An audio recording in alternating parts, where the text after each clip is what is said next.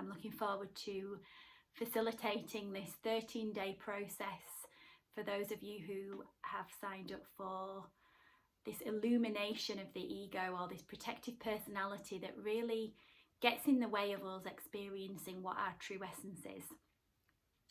So if you haven't signed up, then please do. This is an opportunity for you to do some inner work, some self-inquiry in your own time. So there's no time commitment, there's no financial commitment, but there is a commitment to yourself to honour yourself in this process. I'm going to be drawing upon the work of Gabor Mate as well as some shamanic practices over this 13-day process. But I was just tuning in with Gabor's work again. I think I've gone on and on about his book. He's got so many amazing bestsellers, this being the latest one that I've referenced before, The Myth of Normal. But he's got a bestseller on parenting, addiction, When the Body Says No. And that's the bit I was leaning into, was, you know, not his research, but when he draws upon the research of people that have looked at who actually get sick. And the people who get sick are the ones who believe, you know, their egoic belief that they're not worthy. We think ego is like egotistical, but the ego keeps us in lack consciousness, a belief that we're not good enough, a belief that we are only good if we're doing something and attaching to the outcome of that, and also this idea that we're in control of everything. So when they've done the research on people who get chronic conditions, what they find is that they've disassociated quite profoundly from their own emotional guidance system. So that could be through, you know, not being able to be authentic as a child. You know, that's what Gabor describes as the small t. So not the big trauma necessarily, but it, you know, if you're not seen or heard, or you don't feel loved, or you have to be something else, you have to abandon parts of yourself in order to receive love, then that's classed as trauma. You know, it's not what happens to you, it's what happens inside of you in these challenging times during childhood, puberty, adolescence, even into adulthood. So that disassociation, that disconnection with our own emotional guidance system can have profound impact. So he talks about, you know, that shutting down of our emotions. So the healthy expression of anger is often not expressed mainly because people don't actually realise that they are angry, because they've shut that part down. It wasn't safe to feel that. Stress is another one, that when they did studies on patients with chronic conditions, they couldn't feel stress in the body. They couldn't identify what stress was in their body. And that definitely rang true for me, and what led up to my own chronic, well, I overcame cancer, but I, on the lead up to that, was definitely suffering from chronic low-grade stress that I was just oblivious to, and that just eats away at your immune system over time. So yeah, these people who go on to develop conditions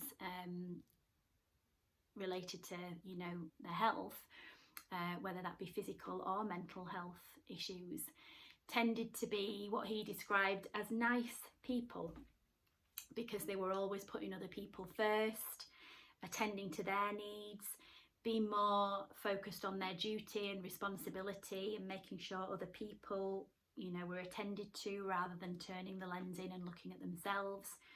As I mentioned, the anger, and they held the fatal belief that they are responsible for other people's feelings, taking responsibility for how other people feel, which is a fatal belief, because we're never responsible for anybody else. We're only really responsible for ourselves.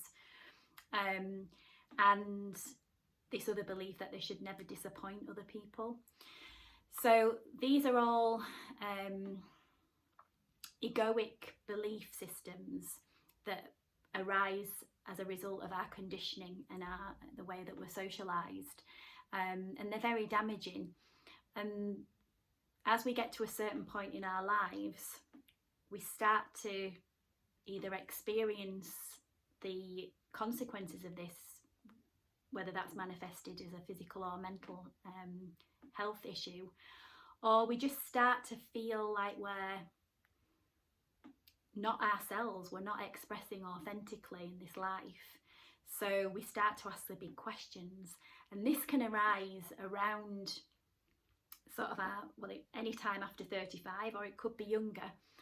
But if you think about the menopause, which leads me on to this other offering that I'm doing with Louise Oliver, Dr. Louise Oliver, next Saturday, where we're going to hold a live Zoom call and take questions on the menopause. If you think about that menopausal, perimenopausal period from 35 up until menopause, this is where we really start to ask these bigger questions about, why am I really here? What is my purpose here?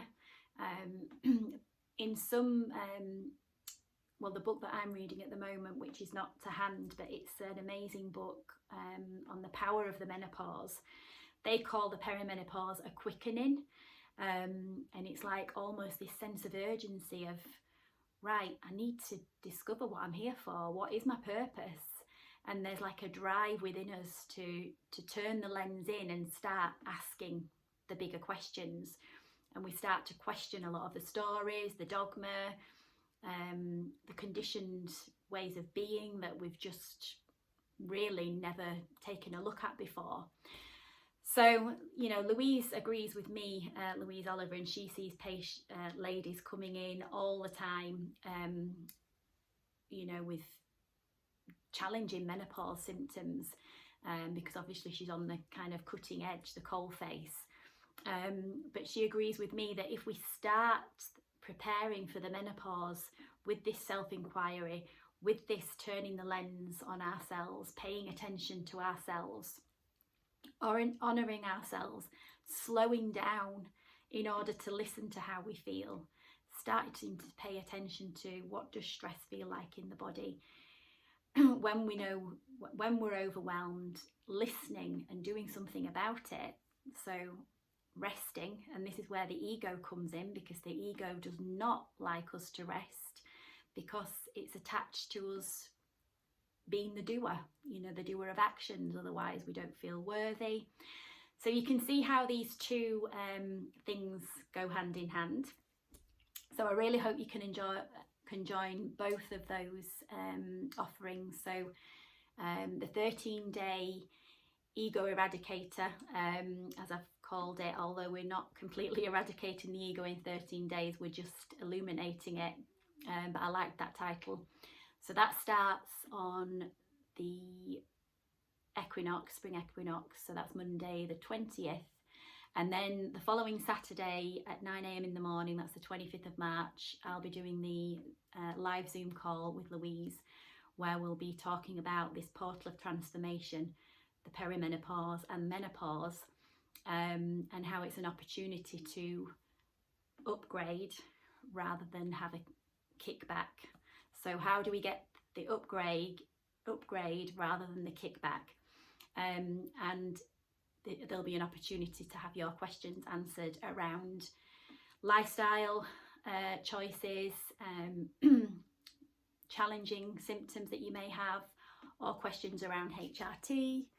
So please come along, and I look forward to seeing you all. Lots of love.